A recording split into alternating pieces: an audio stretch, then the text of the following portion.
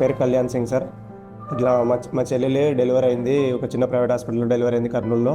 So అక్కడ భర్త అవ్వగానే ఏడవలేదన్నమాట పిల్లడు. ఆక్సిజన్ కూడా లో లెవెల్లో తీసుకున్నాడు.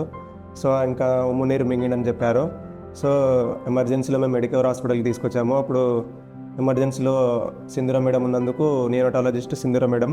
సో మేడం గారు మొత్తం ఊపిరితిత్తుల్లో కొంచెం ఉమ్మునీరు ఉండడం వల్ల నియో సర్ఫాక్సెంట్ ఇంజెక్షన్ ఇవ్వాలని చెప్పారు. అవి ఒక 4 డోసెస్ ఇచ్చాము. సో అప్పటికి ఊపిరితిత్తులు అనేటివి కొంచెం బెటర్గా వర్క్ చేశాయి. దాని తర్వాత కొంచెం హార్ట్కి హోల్ కొంచెం ప్రెషర్ ఎక్కువ ఉంది, హోల్ చిన్నగా ఉందని చెప్పారు. దానికి కొన్ని డోసెస్ ఆఫ్ ఇంజెక్షన్స్ కొన్ని ఇచ్చినందుకు కొంచెం హార్ట్ హోల్ అనేది ఎక్స్టెండ్ అయింది. దాని తర్వాత కొంచెం పాలు ఇవ్వడం స్టార్ట్ చేసినప్పటి నుంచి 3 వీక్స్ తర్వాత పాలు స్టార్ట్ చేశాము.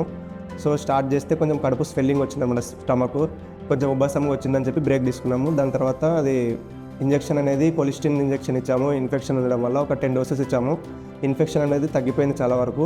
అండ్ ప్లేట్లెట్స్ తక్కువ ఉన్నాయని చెప్పి వాళ్ళ ఫాదర్కి ఒకసారి ప్లేట్లెట్స్ ఇంజెక్ట్ చేశాము. దాని తర్వాత మళ్ళీ చెక్ చేస్తే ఒక 3-4 డేస్ తర్వాత ప్లేట్లెట్స్ అనేవి కొంచెం ఇంప్రూవ్ అయినాయి. ఎందుకంటే ఇన్ఫెక్షన్ అనేది తక్కువైంది కాబట్టి ఆ డోసెస్ వల్ల. సో ఓవరాల్గా అయితే సింధూర మేడం చేసిన ట్రీట్మెంట్ బాగా నచ్చింది, బాగుంది. ఇప్పుడు పిల్లడు కొంచెం యాక్టివ్లో ఉన్నాడు.